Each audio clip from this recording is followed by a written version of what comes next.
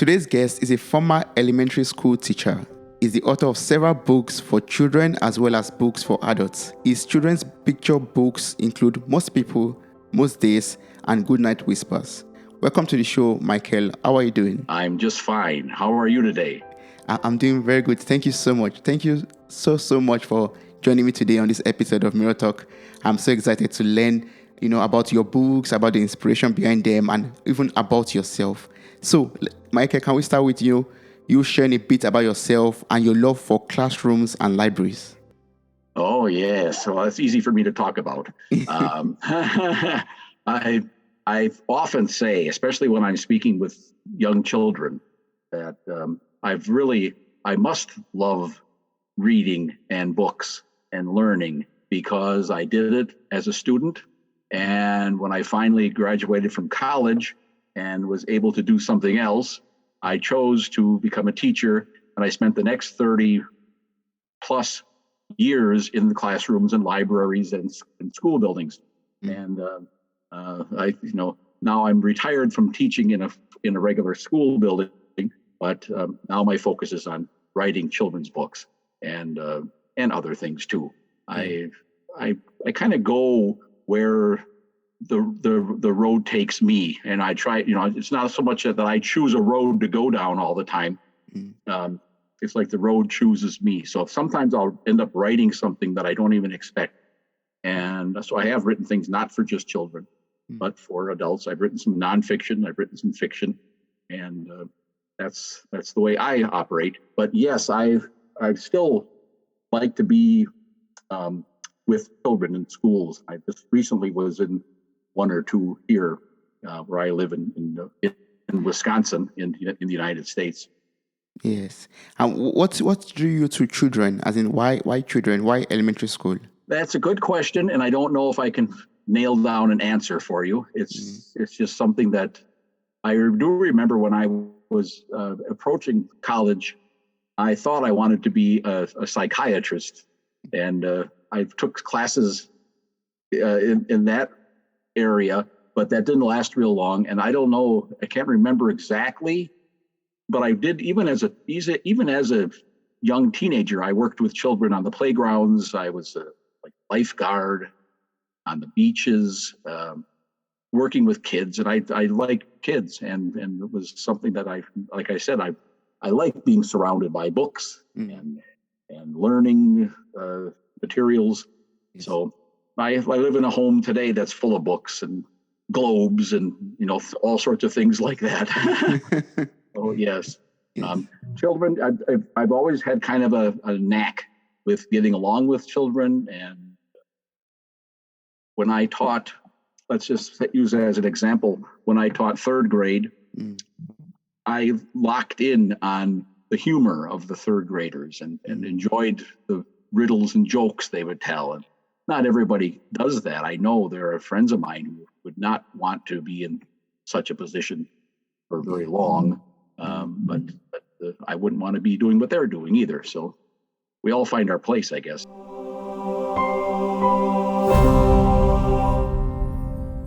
Yes, that's true. I was going through your website, and I read this word. You said, I don't get enough. And this guided you through your life as a teacher, as a father, and as a writer. How did these words, guide you through all of these areas of your life? That's a good question, and I appreciate it. It shows that you read my little write-up on the website. Yeah, I feel that way sometimes, like I didn't get enough. And it's funny because when I do get together with childhood friends, they don't share the same memories that I do. Of course, when I was teaching second grade or third grade, I would relive my own days when I was that age more than somebody who's a truck driver or a doctor or somebody else. I kind of remember those days better, I think, because I just have to rely on those old memories a lot in doing the job I do. So it just feels like often I'll reflect on that. Like I didn't get enough. I enjoyed being read to when I was a small child, and I enjoyed those picture books that were in my house when I was little. And I didn't get enough. So I'm still hungry for that, and I'm making them now, and just in general, like I said before about learning and being in a place like a school or a library, I couldn't get enough of that, and I enjoy being in those environments. Yeah. It just has kind of driven my whole life. And then when I had children of my own, I read them the children's books that I most loved. But now they're grown, and I this desire to do these things has to go somewhere.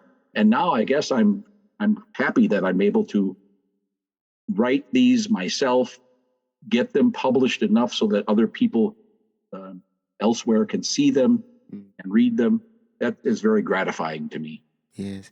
And if you could say, what's your most favorite book, for example, or your most favorite child book or children book, for example? It's very hard to pinpoint a favorite book. Here's the funny thing. I had to relearn when I became a writer.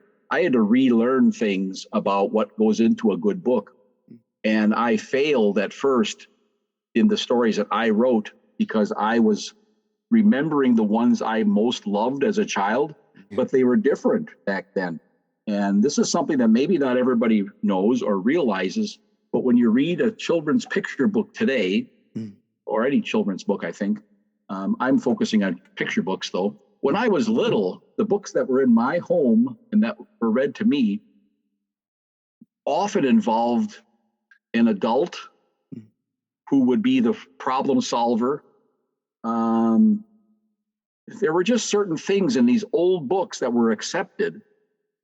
Children were not the focus of them often. There would be animal characters. There would be, the ones I remember that I really liked, there was some, like a man who was involved. And nowadays, this is not what we do. And I was writing these kinds of things, trying to emulate those books that I most liked. And I just failed to get anything accomplished with that. And it had to be, I had to learn that to what people want today are children who are the ones who are the focus of the book. It seems I should have known this, but I didn't. The children have to be the ones who overcome the problem and solve the problem.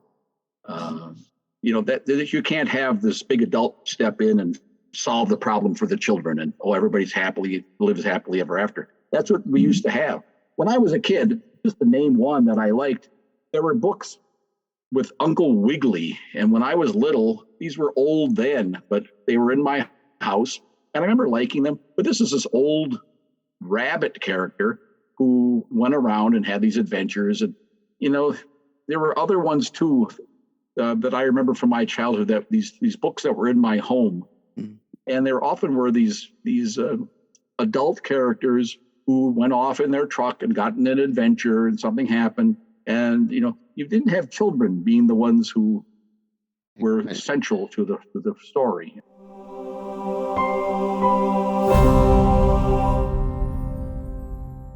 And talking about, children being the focus of a book, I'll also start with your first book, Most People. I was reading the description on Amazon, I guess, on your website, and I highlighted something out. You wrote, we must be careful when we are out in the world. Careful, but not afraid. When the news is scary, that's the time to remember that most people are good people. So what was the inspiration behind this very courageous picture book for children? Well, this is something, that book, when people ask me, especially children today, when I'm asked, how long did it take you to write that book? That's a real common question when you're with children. Often the answer is it takes, a longer time than they think. That book, I think when I first got the idea and started jotting down things I might want to put in that book to the time it was published, was more than 10 years. And that's not like I wrote, it didn't take that long, but from the beginning to the end. And sometimes it takes that long for an idea to kind of just get ready or to kind of evolve and become something that you want. And what started it was bad news that got on the radio and on TV. And my students, who at that time I was teaching little children, they were afraid, and they were saying things that concerned me a lot. And my own children at home were doing this too, saying that these people from other countries are bad, or they had this kind of mentality about all this. 9/11 was a big part of it. Everybody was afraid, and there were things that would get on the news. And that inspired me to write Most People, because I just wanted to assure these children I worked with that, these things happen, they're in the news, they're actually rather unusual, but that's why they become a news item. They're not going to put news about somebody went to work today, had a nice time, and went back home and went to sleep. It's the things that, when something horrible happens, that's what gets in the news. So I wanted to assure them that most people you meet every day, when you go to the supermarket or when you go to the library, when you're downtown, most of the people in your neighborhood who you see, they're much like you. They want much of the same things as you. They would help you if they could, if you needed help. There are some people who have done some bad things, and you need to be careful, but not afraid. That was my thing that you repeated. So yeah, I wanted them to know that. I didn't want them to get the wrong idea that everybody's wonderful out there. You can't say that, but you, especially if you're holding your mother's hand, or you're with your dad or your uncle or your grandma, if you're with someone like that, you're safe. When you go places, you can, there are people walking by. You don't have to be afraid of them. They're probably very good people, much like you. And that's what I wanted to tell them. So the sad thing about it, something I did not expect, is when there is a horrible thing. Well, first of all, I'll tell you that when I had the idea, it sat for a while and I forgot about it. And then something bad would happen in the news and the kids would be talking again. And I would say, oh, you need to write this book, get going, So then I would write it some more, and then it would kind of fade away again until another really terrible thing happened. This is what kind of inched me into doing it, finally getting that done, were these bad things that happen in the news, and they're always going to happen. And I found that out. This is something I did not expect, but when something horrible happens in the news, even today, nowadays, the sales of Most People go up. And it's something that I don't like, but it just seems to be a reaction, because I know there are teachers and parents across the countries who like to read that book when there's a horrible thing that happens where someone has done something that gets in the news that we don't like. So they want this. This is where this book has kind of come in handy for people like that who need something to assure their children that, this thing happened, but let's remember that most people are good, and that you have to believe these things. They're children's books, but as the writer, you really have to believe in them. And there were a few things that I first put into Most People that I really couldn't stand by and defend. I'm not sure if I can think of any right now, but there are a lot of things in there about most people love to smile. Most people love to laugh. Most people love to see other people smiling and laughing too. Yes. I believe that, so I think that's true. But there were a few things I thought kind of went too far. And I said, I don't know. Most people really don't do that. So I had to take it out. So even a book like this, you really have to be able to stand by what you say. And it's important that you can defend it. And that's, I think that's what's happened with this book. So the book is optimistic, but not too optimistic. And the message is just to ensure that the kids are not afraid, but are cautious of the world out there. Yeah. Yes. I did. It's funny because some of the kids who I read this with, they are most interested in the bad parts. There is something in there about sometimes people use bad language. Oh, they want to know about that. There's a part with a fire truck, something bad's happened and people are concerned. Oh, they want to know what happened. So you have to enter into those real things that do happen and acknowledge that yes, these things happen. We can't deny it. That wouldn't be a good book then. Yes. So yes, there are things that happen, but we can do something about it. And I also wrote in there that each person who has chosen a bad path can come around and they can change. There's a seed of goodness in each of us that maybe hasn't sprouted yet, or that kind of thing. So I do believe that. I've met a few people who've questioned that and who don't believe that, but we sometimes you're just going to find people who differ with you. True. And I tend to be an optimistic person, and I am a people person. Dear friend, you can grow your personal and business brand by creating a strong network through podcasting. Create real human connections, have the ability to share your story and interesting point of view. To get started, you can make use of the special offer for friends of this podcast, which is on kitcaster.com/mirror. kitcaster.com/MIRROR. The link and further instruction or details will be found in the show notes for this episode. Thank you. Don't forget to follow us on Apple Podcasts, Spotify, or Google Podcasts, or whatever platform you listen to this on. Thank you. And talking about being optimistic and uplifting and encouraging, your second book titled Most Days is also like in that same pattern. And I also have a quote from it which I want to read. It says, "Good things happen in the ordinary minutes of an ordinary day." Wow, that's that's like good things happen when you least expect them to happen. Yeah. So what's the inspiration behind this book, and what's the importance of mindfulness? Because I know this book is about mindfulness. Yeah, I wouldn't use that word when speaking with little children, but mindfulness is the thing. And I think that even if you don't know what that long word means, if you're a child, you can still practice it. You can still learn how to do it, and you can improve your daily life if you do. I believe that too. I think that if we just notice the good things that are happening around us on an ordinary day, that's kind of the key to having a really nice, happy life. Most days was written, I thought most days are not your birthday. Most days are not a holiday. On most days, we don't have parades and festivals.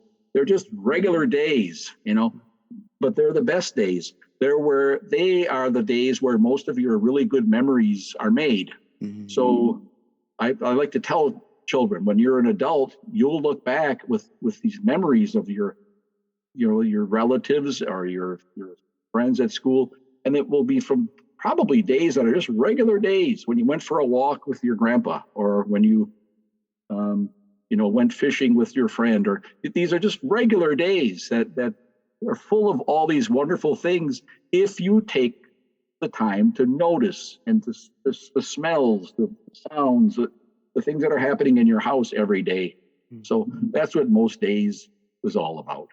Yes. So for me, it was like paying attention to the little things of life, like going for a walk and paying attention to nature, for example. Notice how the trees are, how the leaves are on the tree, for example. Notice the birds that are flying, the flower that is blooming, and appreciating everything that is around you, and that makes you happy. That also creates good memories for you. Yes, instead of saying, "Well, I'm bored, nothing's happening, everything's boring here." I've heard that from people, especially teenagers or some children. But things are different. I always say it. I always use this as my example. Every morning, I have a dog, and every morning I take my dog for a walk. I have to. A cat, you can let the cat go in the litter box. Other animals, you don't have to do this, but with a dog, you must take him outside and let him do what he has to do. So every morning, I will take my dog for a walk around the block, or maybe over a different place, but a brief time outdoors. And if my neighbors see me doing that, they might say, oh, there's Mr. Leannah out walking his dog again. Same thing every day. But it's not. Every day when I go out, first of all, my dog loves to go out and is eager to get outside because there are new smells and things to see and things to get into. So he's just always eager to get outside. And I kind of am too. Just this morning when I took my dog for a walk, I thought about this because I was speaking with some children a while back talking about this. There might be an airplane in the sky. There might be a tree branch that fell. There might be a neighbor out who you can say hello to. There's always something different. And this morning when I was walking along, here in Wisconsin where we live, there are squirrels that are around in the trees, running on the grass, and usually they're gray. Today there was one that was perfectly black, which is very unusual. It was just very unusual to see one like that. I thought, oh, that's something we don't see every day. So every day, it looks like I'm just going around the block and it's the same houses, the same trees, the same this, the same that, but it's really not. There's so many different things to notice and to look for just in that walk around the block. And that's to say nothing about what happens in my house at supper time or when I go with a friend somewhere. There are so many things to see and notice, and that's kind of the key. So try to tell people this, to try to tell children that if they just look and notice and listen and smell and use their senses, they will have this almost like a magical treasure-filled day every day, not just on birthday or holiday.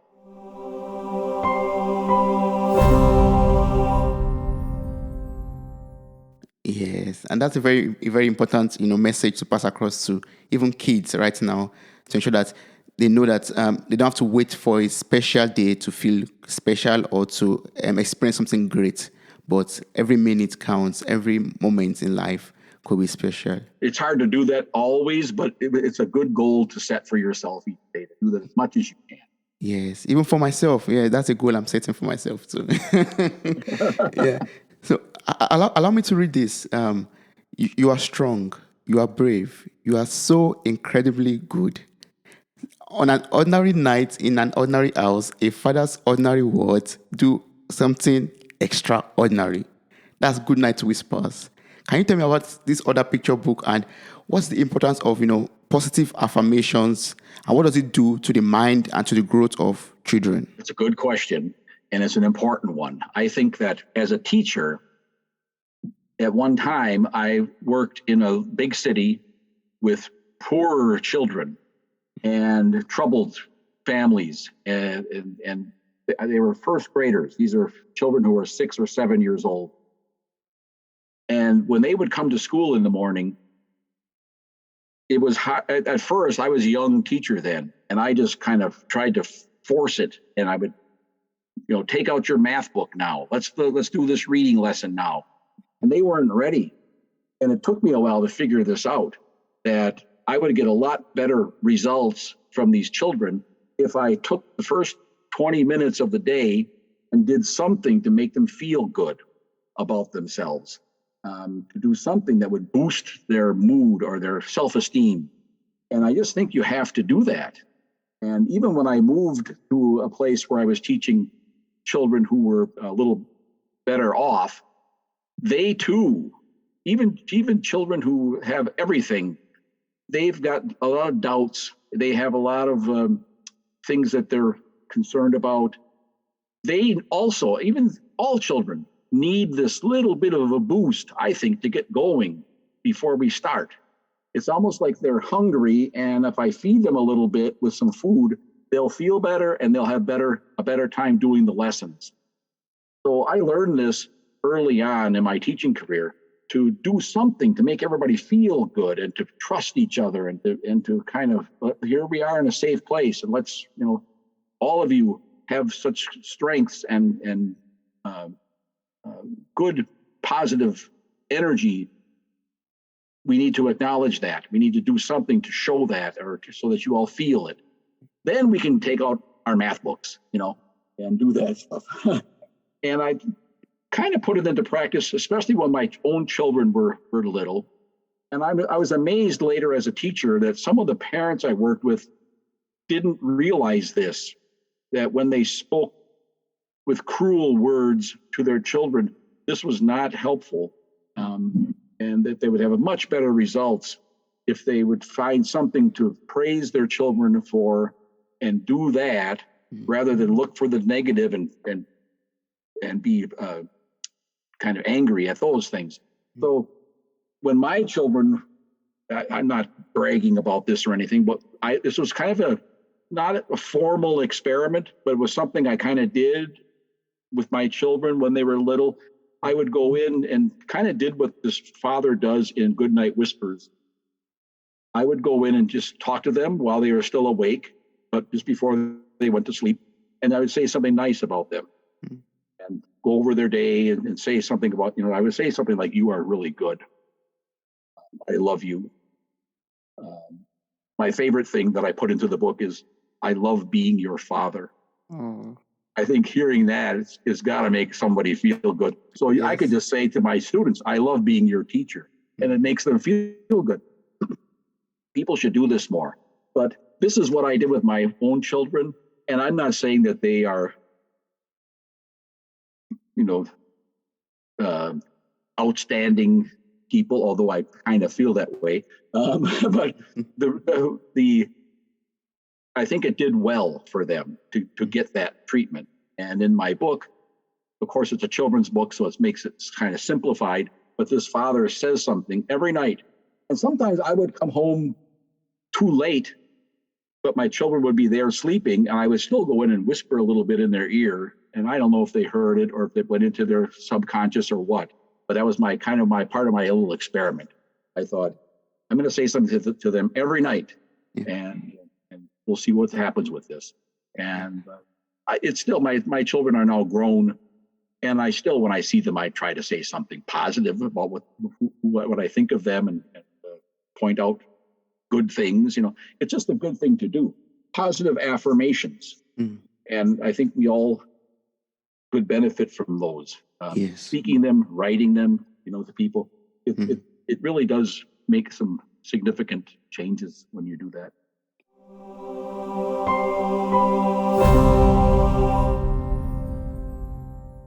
That's true. Like pointing out and celebrating the good things in people's life. Yeah. It encourages them to do more good things also. Yes. And in my book, I had to choose. When you're a writer, you have to make decisions like this, but I chose a man and a little girl, and that's who the story's about. But I always say, this could be a woman and a son. It could be a grandma and her grandchild. It just really is any two people who care about each other saying nice things back and forth to each other. Special, very magical kinds of things happen when you do that. And are the children also allowed to, give their parents goodnight whispers? Yes. To make it vice versa, so that it could be, a two-way kind of relationship.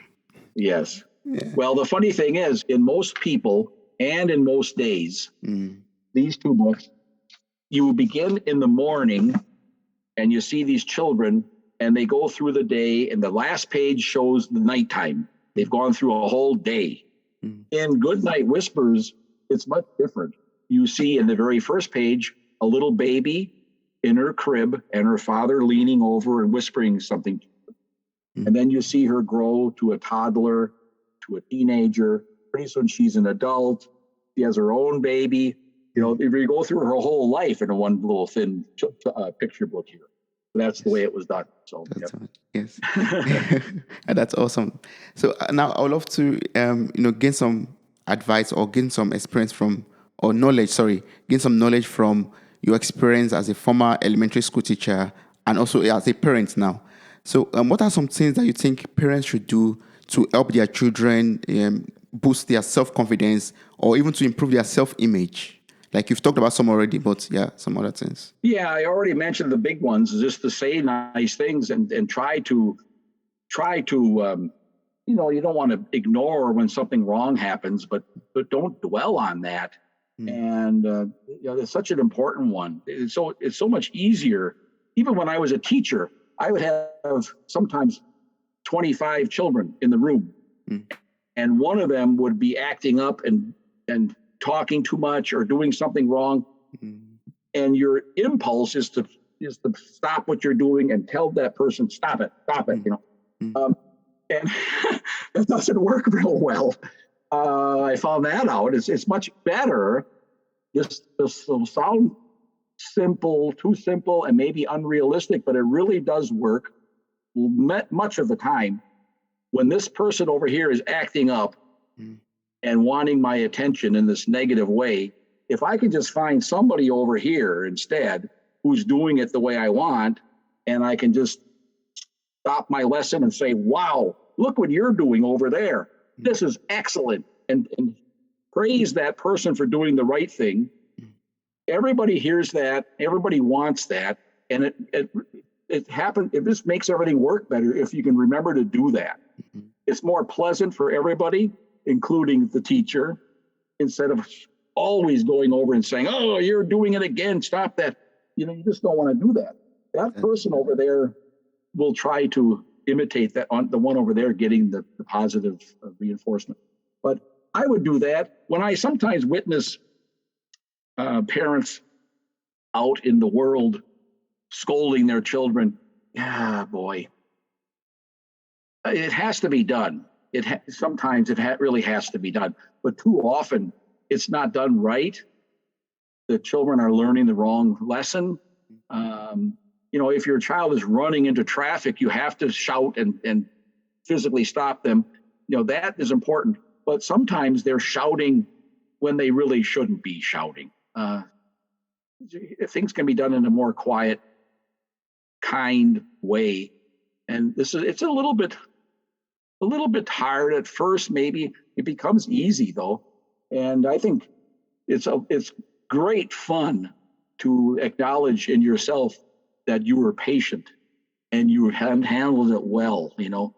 No one, I don't think anybody feels really good after they yelled and their face was, full of anger, and they lost it when their child has done something in this grocery store or a place like that. You shouldn't do that. There are ways to treat these things as learning opportunities for your children, and they learn patience, they learn kindness, and all those things from their parents very well. But they also learn the other, the anger and the impatience, temper tantrums, whatever that comes too. So we have to be careful. They imitate and they watch and learn. So one has to be very cautious the way one behaves in front of the children, for example. It's not easy all the time, but it's a challenge, and it's actually great fun. I think people fail to see it as something that's that they can achieve. It's something that you can set as a goal. That I'm going to treat my children a certain way, and they're going to respond to me in a certain way. Often it works. It's tough sometimes, and there are sometimes circumstances that throw it all off. But I'm a believer in that, and that's where a lot of these books have come from.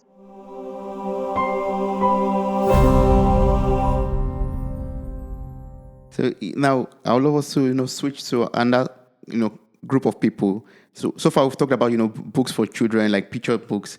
Now I would love us to talk about the books, the book you've written for writers and for teachers of writers. Oh, yes. Yes. You titled it "We Think with Ink," which also has a companion book which is titled "We Think with Ink Ideas Book." Yes. So can you tell me about this book and how does it help writers and teachers of writers? Well, here's the secret that not everybody knows. I have been interested in writing for a long time, and when I was a teacher, I was writing stories. Some of them got into magazines. Some of them were published in small markets. Small publishing companies picked up a couple of my books, the nonfiction books for adults, for instance. I couldn't get my children's picture books published when I was a teacher. And I liked being a teacher, but I had this dream for myself to become a writer and to stop teaching and become a regular full-time writer. That never happened. I ended up teaching until I reached the age of retirement, and I retired from teaching. And then now I'm doing this children's picture book writing now, which is just fine. But I also, this is a We Think with Ink book that was written with full of teacher ideas. I wanted this perhaps to become something that I could do as a teacher. I wanted to, where I live, we have in our schools reading specialists, a special teacher who has his or her own classroom, and children come into that room every day and learn how to read. Children who are struggling with reading, children who are gifted readers would go there. It was reading focus. So there'd be lots of books, lots of talk about how to be a better reader. And I thought, a long time ago, well, why don't we have writing specialists in our schools? Because a lot of children don't like to write, and a lot of teachers don't like to teach writing. But I just think there's so much satisfaction gained by being a good writer. And if we taught our children early how to be good writers, they would automatically be good readers. How can you be a good writer and not be a good reader? So I just thought I could write this book, put this stuff together, and become a writing specialist. Well, I tried.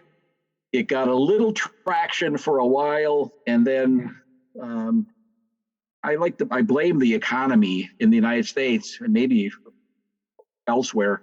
In 2008, the economy went down, and a lot of these programs in the schools were set aside. And I was getting close to maybe having that be a trial experiment in my school district. And then I wrote this one more recently, the Ideas book. This is strictly just for teachers in their classrooms. Good ideas for how to get your children interested in writing. I think too often teachers tell their students to write a story, write what happened to you while you were on your vacation.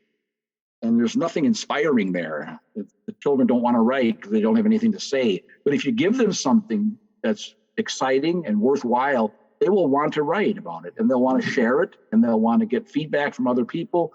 And this is what you want to get in your classroom, I think. So this was my vision, was to have this writing specialist program in not just my school, but maybe elsewhere too, and have a special room where kids would go every day to do writing, and have writing become a bigger part of their school curriculum. We have art rooms here where there's an art teacher and kids go there to do art. They should have a room where they come and write and do writing.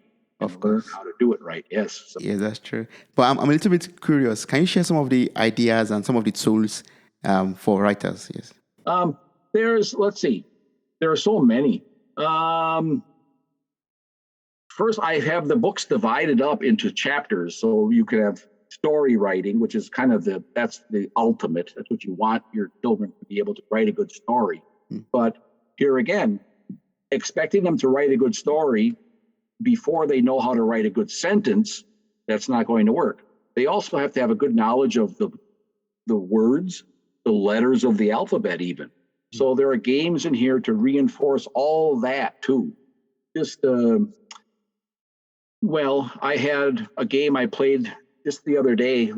I went to a school, and some of these games can be played that they'll last. You can play them a little piece every day over a series of days. Sometimes they just fill up a few minutes at the end of a class. A lot of the writing ideas here. The one we played the other day, it was fun because I tried to find games and activities that are open-ended. You don't want to have a question that has only 3 possible answers. I would say I had the children, these were just first graders. So I said, think of a word that has 4 letters and the last letter is P. And they were raising their hands. And here's the trick though. Before I did that, I had on a piece of paper, I wrote a word. And I said, who can guess the word I've just written here? And they were trying. I said, you'll get a point if you can tell me a word that ends with P that has 4 letters, and they were doing it. They had trip, and they had there's so many, keep. They kept raising their hands by the time we finished, they had probably about 20 words. And I told them there probably are at least 100 more that we haven't named. That's what I mean by open-ended. There are no real firm answers here. And somebody had to say the word that I had written down. Then you would get 5 points, I think I said. You get 1 point if you just say one that works. And if you can name mine, you get 5 points, and then it will be your turn to do it. So they were motivated by that, and I think what my word was now. I'll think of it. Loop. That's good. You get 1 point. So I know mine ended. I think it was the word help. Help. It had not a vowel before the P. It had a consonant. So it was help, I think, something like that. And yes, so they just went around till somebody got it, and then it was their turn to do the same thing. They would say, and I would tell them, don't ask us to think of a 4-letter word that ends with E or S. That's too easy. And don't have us do one that ends with V. That's too hard. You have to give us a chance and make it a little challenging. So E is a good one to do it with, or there are a lot of other letters you could do. So there are so many variations of that. And I'm sure later I'm going to say, oh, why didn't I use this other one as an example? Because these books are full of ideas like that. This one, especially the second one, this one is written differently. It's, how to set up your classroom, how to get the right mood in your room to help your writers get going on it and to build trust. Because I think that's a big problem with people sharing their own writing. They don't feel that they think people are going to laugh at what they've written, or they think people are going to say that's not good. And you have to get over that. That's a big obstacle. But there are things that I wrote in here that help with that. I think it's very important. You don't want to have the teacher checking tons of stories. You want the children to be checking each other's and to giving feedback to each other. That's how it works best in the classroom. And I've had it work before. There are lots of games, lots of things that their focus is on writing and how words go together and how letters work. And there's a whole mentality that you're trying to promote with that. So yeah. From your experience, would you say everyone has the ability to write, or it's just a gift for particular people? It's a good question. I don't know. Some people are seem to be gifted. Some people, they'll often say, "How do you get your ideas?" You have to kind of put the radar up, and some people have it up, and some people just don't. The ideas that you get as a writer, sometimes they come to you even when you're in bed sleeping. You've got to be ready to write them down or you'll forget them. But it just, the ideas come to some people, and some people, they don't have it. It's like, you're talking about a skill and you can develop it. I don't think especially looking back, when I was 10 years old, I wasn't any better at writing stories than the next person in my classroom. Maybe, but I don't know that. It was something I had to develop. You have to learn how to do it. It's like, if you had a baseball player, and someone might say, how did you get to be so good? Some of it is natural ability. Some of it is just, you don't see people who are very, very, very short on a basketball team. You have to have some physical gifts too. You have to not to do that. To be a writer, there are certain things you have to have. Some of it's kind of natural, some of it's not. It's a very difficult question to answer. But I do think that everybody could be a good writer, and it's necessary, I think, to be able to do that. To just write a note to somebody, and put it on the table so that they know where you went. You have to be able to do that in life. Yes. You have. Yeah, that counts as writing also. That's true. Yes. And to write someone a card, that's, there are some times when there's an occasion. It could be a celebration day. It could be a sad day. And someone writes me a card and they say something that is just perfect. And there's an ability there that can be learned, and that can be improved on, and it should be. Everybody has the ability to do such a thing, and you can work at that and make that better and better, I think. Yeah. Yes. You're not.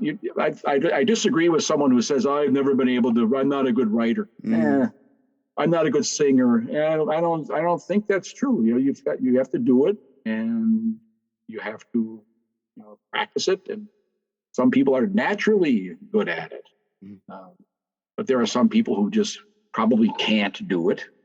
Physically, sometimes you can't be a singer, or you can't do certain jobs, But often, if you practice, you can overcome difficulties. You can become better and better at this thing. One just has to keep on trying, keep on, thriving. Yes.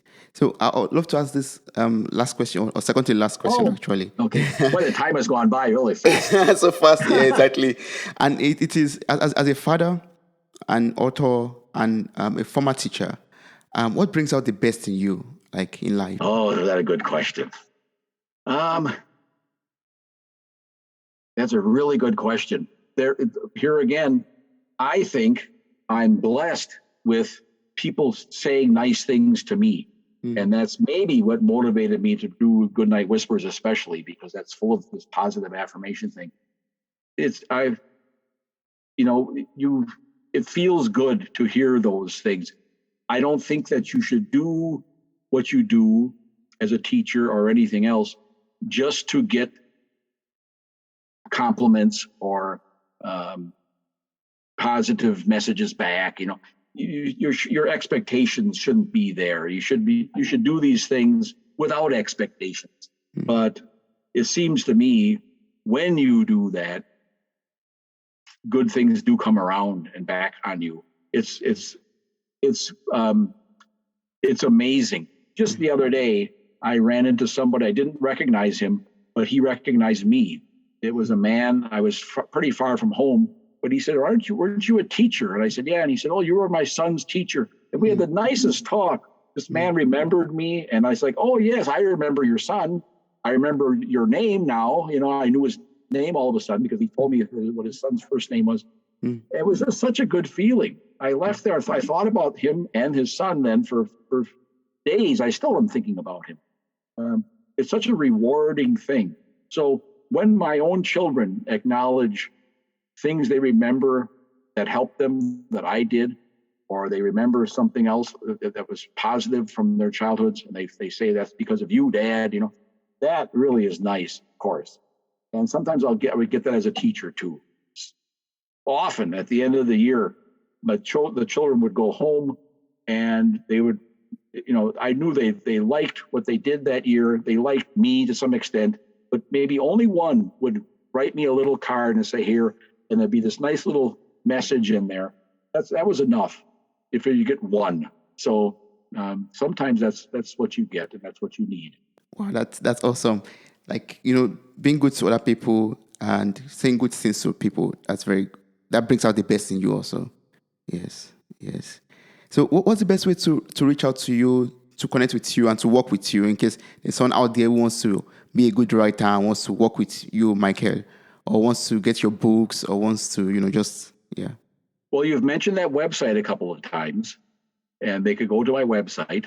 I don't know if there's a way to, it's just my full name.com. So yes, Michael Leannah. Yes, I'm going to place the link in the show notes for this episode. So anyone who's interested could just click on it or copy it and get across it. And there's an email address, and there's other ways of getting a hold of me there. I'm going to say one thing before we stop, and this is another positive affirmation. You are very good at what you do here. Thank you so much. You really, yes. Because I didn't know what to expect. And Yeah. it's not always easy, but you have good questions. And you kept us moving from one thing to another very nicely so that we didn't dwell too long on most people or this one or that one. And you kept it going very nicely. And you're very good at this. Thank you so much. That means a lot to me coming from you. It means a lot. Thank you so Well, much. it's true. I really appreciate everything I've been able to learn from you today. And I wish you all the best in life. And keep on writing good books so that we could become better people. And, I and will yes, try. Yes, yes. thank you so Do much. do you have time for one more thing? Yes, please. This is something I meant to say earlier, and I kind of went there, but I didn't go all the way down this path. But when I first started writing children's books, I wanted to write funny picture books for children because those are the kinds of books I most enjoyed reading to my children at home and at school. Books that had talking animals, especially, I like those. Funny things happening, things that made kids laugh. Those were the books I tried to write. I kept writing them and sending them in. I could never get anywhere with them. And I still haven't. Look at these books that we've got here. These Yes. are not funny. There's maybe a funny part or two, but they're not funny humorous children's books. But here again, these worked. I was moved to write them, sent them in, and these are the ones that the publishers wanted, and they still want them. And I'm not unhappy about that. But these other ones, I had this vision that I was going to go down this path this way with children's picture books that were funny, and this other path took me. And you don't always get to go down the path that you choose to go down. The path chooses you. So that's what happened to me, at That's least true. so far. So I'm still trying those children's picture books that are funny. I still come up with ideas and I write them and send them in. And maybe someday we'll have a funny one, but I don't know. Yes, I mean, I hope so. yeah. So we'll stay connected and stay stuck to your website so that immediately you release a new funny book, we'll just see it on your website also. I'll keep you informed on that. Yes, That please. way. Yes, please. That would be great. Okay. That would be great. All Wow. right. Thank you so much. I really appreciate this. This has been awesome. This has been great. Thank you. Thank you. Thanks very much for having me. It was nice. Wow, you made it to the very end of this episode. Thank you so much for listening. I'm grateful for your time, your love, and your contributions. Subscribe, like, review, and share this podcast. God bless you. Bye.